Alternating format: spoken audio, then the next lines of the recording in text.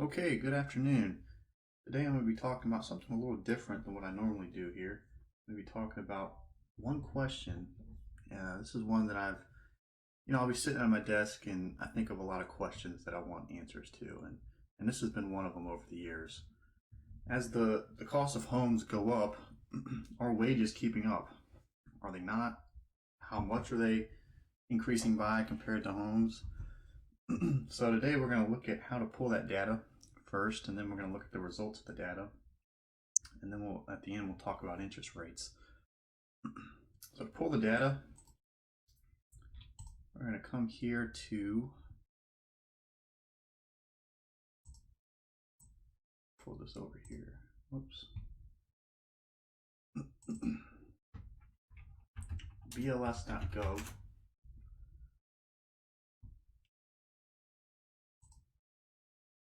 Come here to subjects. Come down to consumer expenditures. We're looking for the consumer expenditure survey.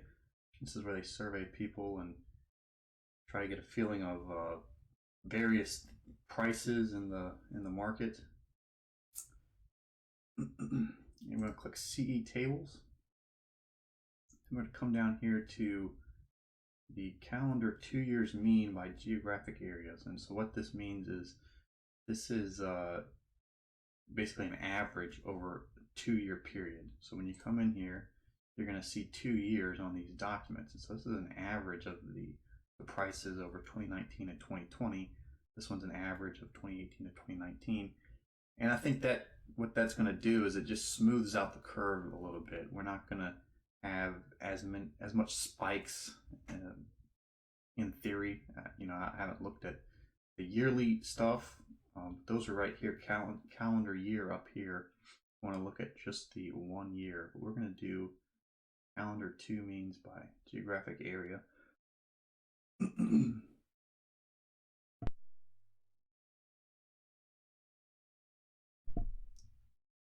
so what I've done is I've just come in here to each of these documents and pulled the numbers, and I'll download one to visually show how it works and where you can find the numbers at. So you're going to pull up this Excel here, and then we're using income before taxes, the average of that for the wages. And so you're going to pull these numbers right here, and this is the total right here. And then we're going to scroll down to the very bottom of this document under the addenda, and we're going to see a couple of interesting stuff down here. So we have estimated market value of owned home, and that's what we're going to use, the value of the homes. And then we also have estimated monthly rental value of owned home.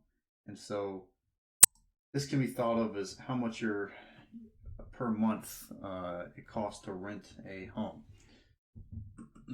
That's interesting. We're not going to look at that, but that's an interesting statistic nonetheless. So this is where the two data I'm going to be pulling is from here. Okay, and so we've compiled all the data here. We've got it going back from 1987 all the way to 2019 and 2020. And so today's date is January 2022. So the 2001 or 2021 data is not out yet. I'm not sure when it comes out, but I imagine sometime in 2022. But for now, we can look at up to 2020, and this includes some of COVID. However, I was reading online that real estate mainly went up in 2021. I think the thing I read said that from 2022, from today, the prior 5 quarters were the fastest incline in real estate in history. So it's going to be really interesting to see that data and where the home prices are. This is before all of that. This is just through the 4th quarter of 2020. And so what we've done here is put the gross income here. estimated market value of owned home, and then at the rental value.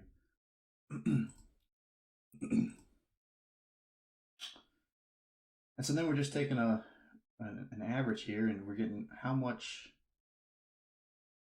many years of income would it require you to buy a house outright. That's what this is going to tell us.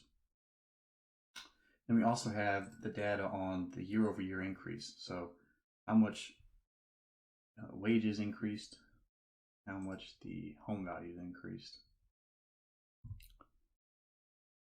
So we noticed here that this says consumer unit. And so what is a consumer unit? So let's come here to the BLS website, and we have the definition right here. All members of a particular household, other stuff, but generally the members of a household. A person living alone or sharing a household with others. Living as a roomer in a private home or lodging. Okay, so generally what this says is if you're in a household together, then that's what a consumer unit is. It's a household. And so for married couples, this number right here is going to make up 2 incomes, right? If you have 2 people married who are working, you can think of that as 2. If 83 here, we can think of that as 2 $41,000 jobs. All right, so let's look at the results here. Come over here to the graph, and we can see that over here, let's pull up the total first and just look at the total.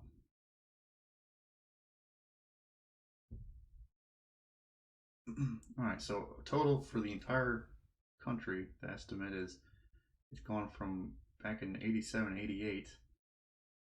The average household wage was $28,000, and the house cost $55,000. Up to 2019, 2020, the average household wage $83,500.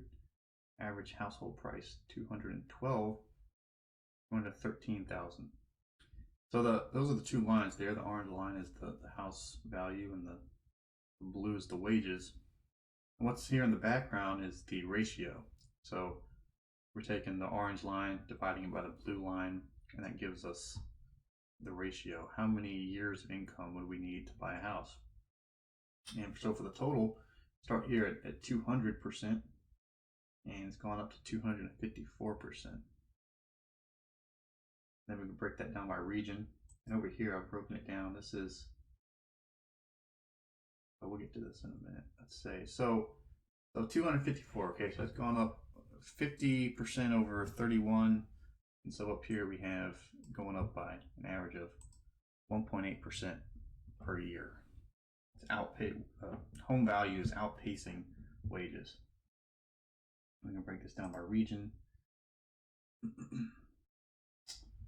Start with the Northeast. I think it's the most interesting one.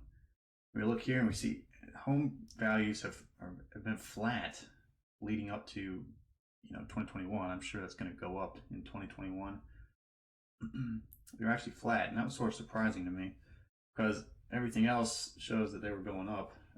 Every other region, I should say, was going up. It's actually this is the only one where the percentage has actually gone down over the years. 275% back in 87, 88, now 240, going down by 1.13%. That was interesting, but generally all these other ones, they're going up by pretty good amount. Let's go over here to the South. 167% back in 87, 88, up to 217%. And we can see real estate in the South just taking off. At that same time that Northeast home values were flattening out. I guess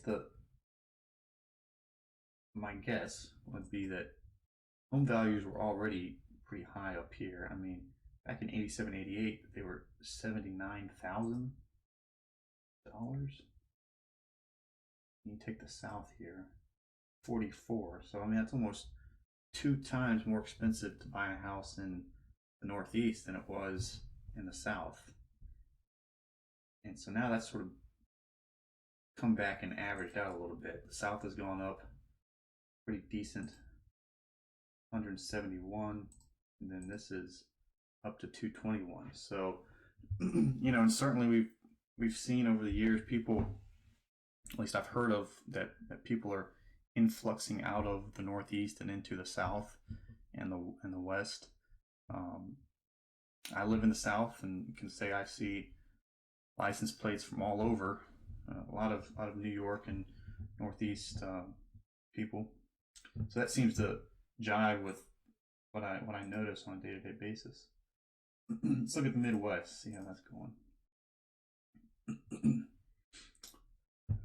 41,908 back then, up to 161, increasing 1.54% over the last 31 years.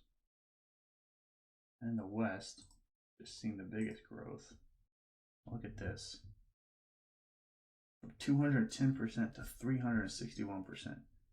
Home values outpacing household gross income by almost 5% a year over the last 31 years.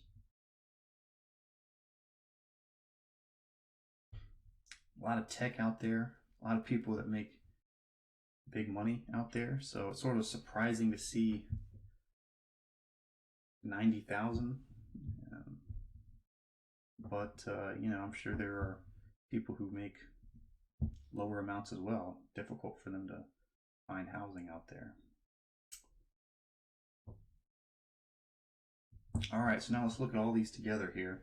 We can see when we start out in 87, 88, the Midwest and the South, the home prices are relatively the same, about 45,000.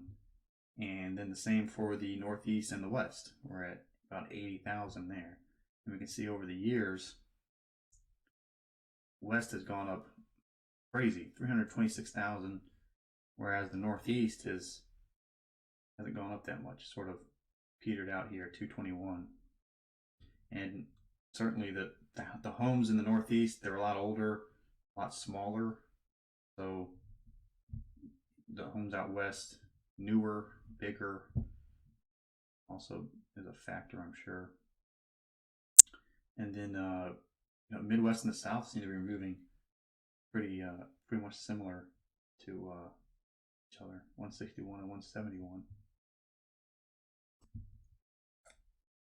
Other than the Northeast, where homes have gotten relatively cheaper, you could say they've gotten cheaper over,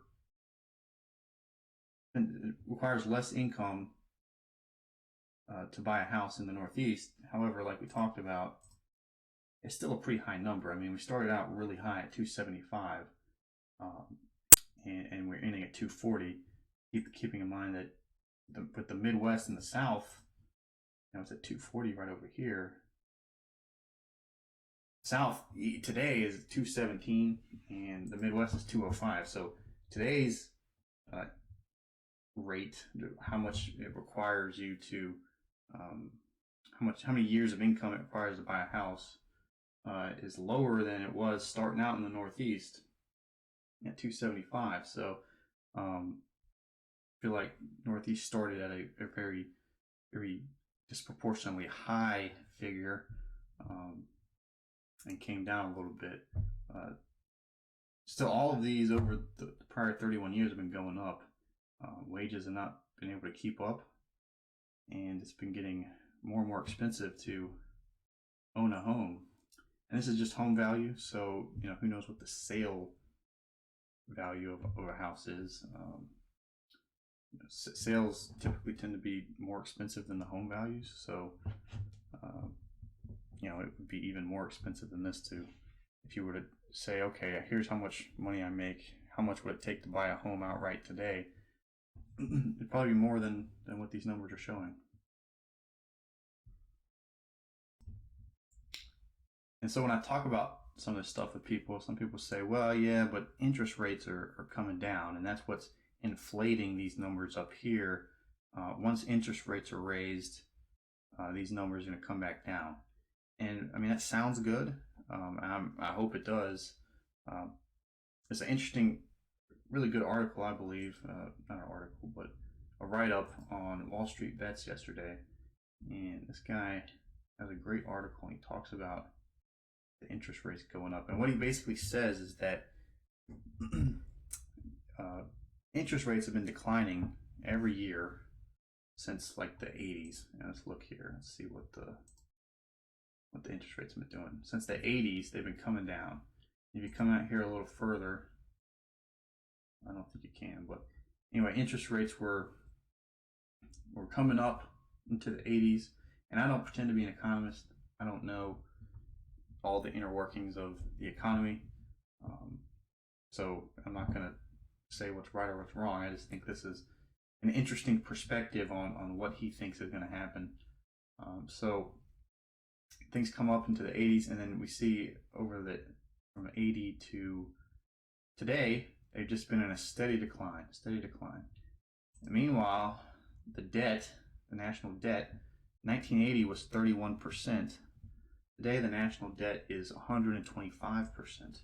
And so the point of the argument is that when interest rates go down, people are able to take out more debt, okay, and that increases the economy. So when you have more debt like we have today, it's going to be a lot more detrimental to raise interest rates, because when those interest rates are raised, that means the people holding this now massive amount of debt have interest payments to pay. And so they have to take their investments out of the economy and pay off that interest. So when you raise interest rates, you're going to damage the stock market, you're going to damage the real estate market, you're going to damage the things that people invest their money in. And if the government has a problem with that, where the stock market declines, the real estate declines, people panic, and then they start trying to take proactive measures against it, that's going to be a problem. You're not going to, they're not going to continue to raise interest rates if the markets are tanking as a result. So what he's saying is he doesn't think the interest rates are going to come back up. He thinks they're going to try to raise them. And today's an interesting day, because this is really, I think this is the peak of the market and everything. That today is really the first week where I feel like the government's actually taking inflation seriously, and finally realized that putting out all this money into the economy is going to lead to a bad thing. It's going to lead to inflation. For the past couple months, they've been saying, or I guess we'd say last year, they've been saying, oh, well, we don't think inflation is really going to happen, sort of hoping it's not going to happen. And I think in the last couple months, they've realized, okay, it's going to happen. So now they've started to raise interest rates, and he's saying that it's not going to happen. They're going to raise interest rates. They're going to try to raise interest rates. The investments are going to take a hit, and then they're stuck between a rock and a hard place. And his belief is that they're just going to leave interest rates low and let inflation go, because even though the currency is deflating, it's going to, if people have their money invested in these things, these older people, they're not going to really be damaged, because that incline is going to offset the inflation to them. But for people who are not in the stock market, in the real estate market, lower income people, they're really going to be damaged by inflation, because they don't have those investments to offset that inflation.